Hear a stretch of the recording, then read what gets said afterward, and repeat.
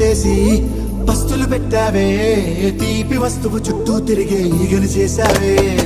చీచి సిగ్గలేని మొగుడు గారండోయ్, గుయ్ గుయ్ గుయ్ గుయ్ అంటూ మీదికి రాకండో. వై వై వై గంపెడి పిల్లలతో ఇంటిని నింపావే, సాపాదిండు సంసారాన్ని మేడెక్కించావే. ఇరుగు పొరుగు ముందు సరసాలు మొరకెట్టి పడుకోరే కుక్కలాగా మీ వాళ్ళు, ఏం చేస్తాం ఎక్కేస్తాం ఇట్టాగే డాబాలు.